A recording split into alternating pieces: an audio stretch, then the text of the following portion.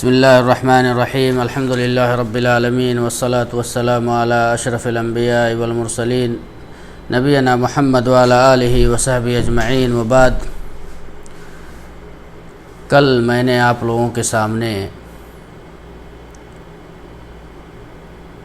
راہ نجات کے بارے میں راہ نجات کی بہت ساری صفات ہیں کہ انسان اس کے ذریعہ سے دنیا اور آخرت دونوں کے اندر وہ نجات حاصل کر سکتا ہے۔ کل میں نے آپ کے سامنے رکھا تھا پہلی صفت کہ توحید کی وجہ آوری انسان کو راہ نجات کی طرف لے جاتی ہے،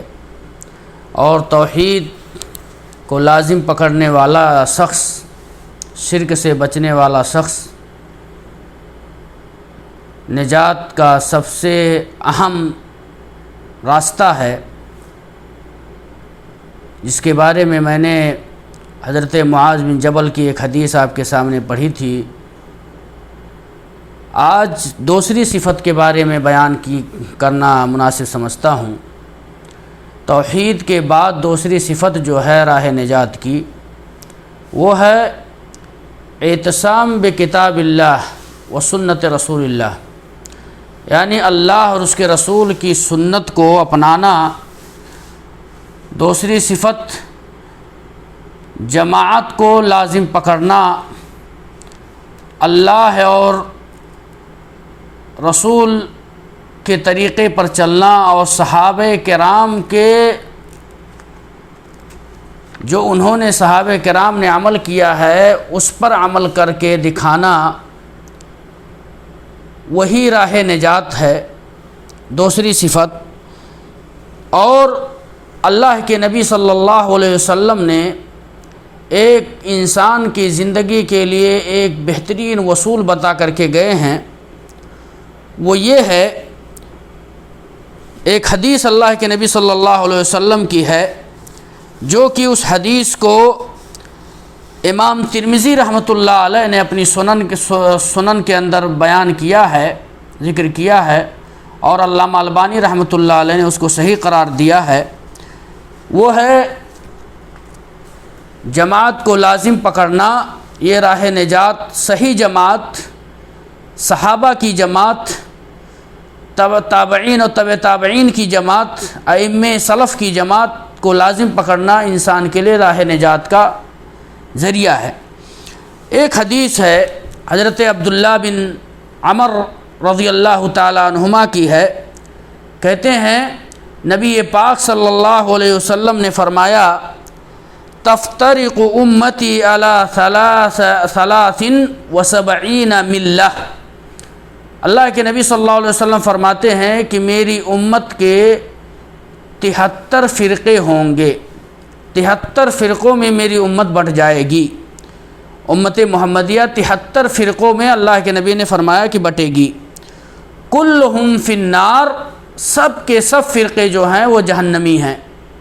جہنم میں جانے والے ہیں۔ الا ملۃ واحدۃ،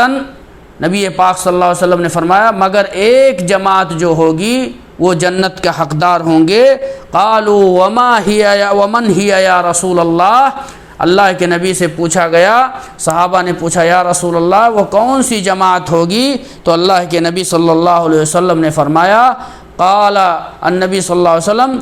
ما انا علیہ و صحابی، جس پر آج میں ہوں اور میرے صحابہ ہیں، جس منہج پر، جس طریقے پر میں ہوں، میرے صحابہ ہیں، وہی جنت میں جائیں گے اور بقیہ نہیں۔ اور یہ نبی صلی اللہ علیہ وسلم اپنے طرف سے نہیں کہتے ہیں، بلکہ قرآن اس کی گواہی دیتا ہے کہ نبی صلی اللہ علیہ وسلم کچھ بھی بیان کرتے ہیں وہ اللہ کی طرف سے ہوتا ہے۔ اللہ تعالیٰ نے فرمایا وما ينطق عن الهوى ان هو الا وحی یوحى، کہ نبی صلی اللہ علیہ وسلم وما ينطق عن الهوى، اپنے ہوا سے، اپنی خواہش سے اللہ کے نبی صلی اللہ علیہ وسلم کچھ نہیں بولتے ہیں، الا کہ اللہ ان کے اوپر وحی نازل کرتا ہے تبھی اللہ کے نبی صلی اللہ علیہ وسلم کچھ کہتے ہیں۔ اسی طریقے سے ایک اور حدیث ہے، اللہ کے نبی صلی اللہ علیہ وسلم نے فرمایا ترکتکم علی محضۃ البیضاء لیلھا کنہارھا لا یزیغ عنھا الا ہالک۔ اللہ کے نبی صلی اللہ علیہ وسلم فرماتے ہیں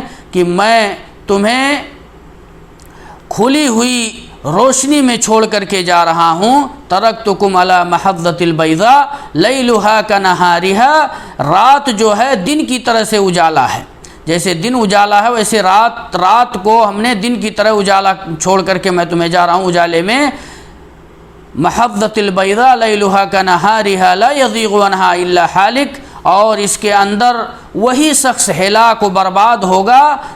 جس کے اندر شکوک و شبہات، جس کے اندر کیا نام ہے زیغ پایا جائے گا، شکوک پایا جائے گا، شبہات پائے جائیں گے، وہی شخص اس کے اندر ہلاک ہوگا کہ ایسا نہیں تو ایسا۔ اس طریقے سے اللہ کے نبی صلی اللہ علیہ وسلم نے ہر وہ بات مسلمانوں کو، ہر وہ اپنی امت کو اللہ کے نبی صلی اللہ علیہ وسلم بیان کر کے چلے گئے ہیں۔ کوئی ایسی چیز باقی نہیں ہے جو نبی صلی اللہ علیہ وسلم بیان نہ کیے ہوں۔ اس لیے ہمیں ضرورت ہے کہ ہم کتاب و سنت کو لازم پکڑیں اور سلف صالحین کے طریقے پر ہم چلیں۔ اس لیے علامہ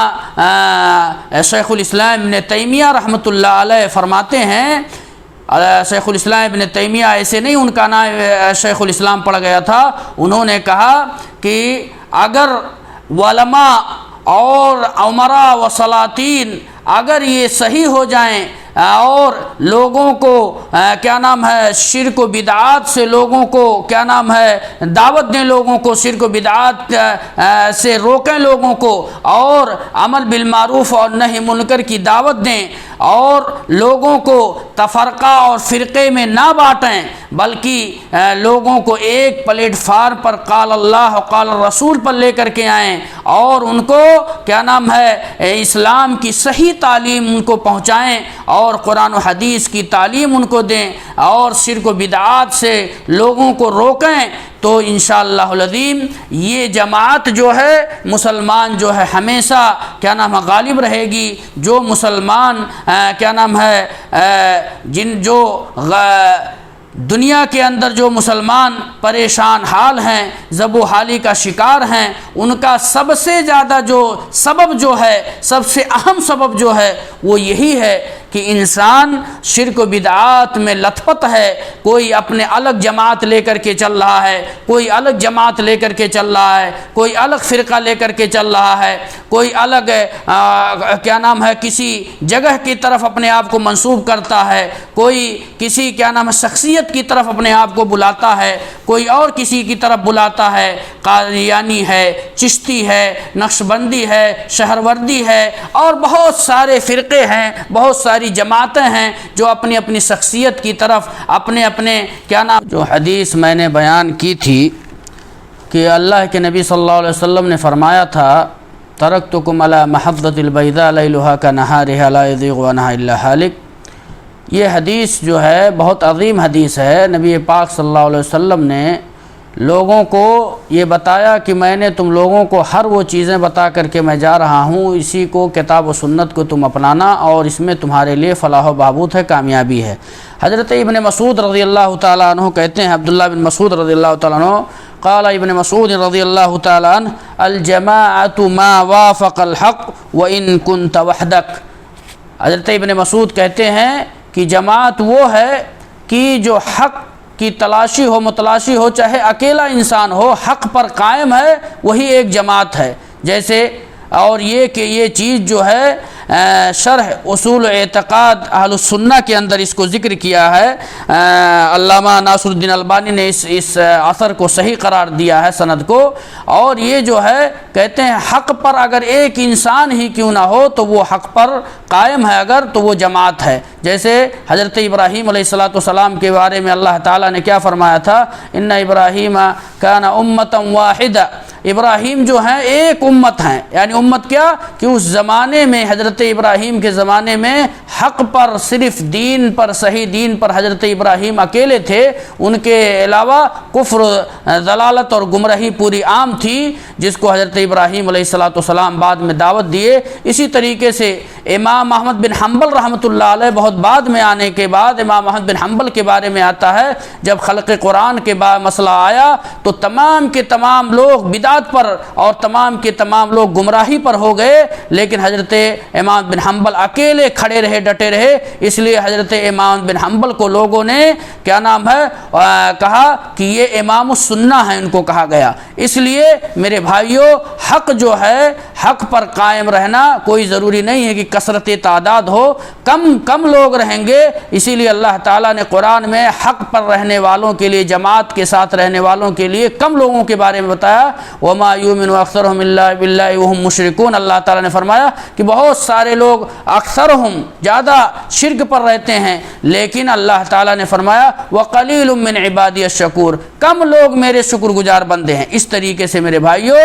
جماعت کو لازم پکڑنا ہی راہ نجات ہے، جس کے بارے میں اللہ اور اس کے رسول نے جماعت کو لازم پکڑنے کے لیے کہا ہے، جیسے کہ اللہ تعالیٰ نے خود قرآن میں فرمایا ہے وَاعْتَصِمُوا بِحَبْلِ اللَّهِ جَمِيعًا وَلَا تَفَرَّقُوا، جماعت کو لازم پکڑو، اور جو دنیا کے اندر جماعتیں ہیں، گروہیں ہیں، اس کو چھوڑ کر کے ما انا علیہ وصحابی، جو اللہ کے نبی نے فرمایا میرے اور میرے صحابہ کے طریقے پر عمل کرنا اور جماعت کو یہی لازم پکڑنا۔ اللہ رب العالمین سے دعا ہے کہ بار الہ ہمیں قرآن اور حدیث اور صحابہ کرام کے وہ طریقے پر چلنے کی اور ان کی جماعت اور سلف صالحین کی جماعت کو لازم پکڑنے کی اللہ ہمیں توفیق عطا فرما۔ رب العالمین ہمیں راہ نجات ہمارے لیے صرف سلف صالحین ہیں، ان کے طریقے پر ہمیں عمل کرنے کی توفیق عطا فرما، چاہے وہ عقیدہ ہو، چاہے وہ عبادات ہو، چاہے وہ معاملات ہوں، ہر حال میں ہمیں سلف صالحین کے طریقے پر چلنے کی توفیق عطا فرما۔ وآخر دعوانا الحمدللہ رب العالمین۔ السلام علیکم۔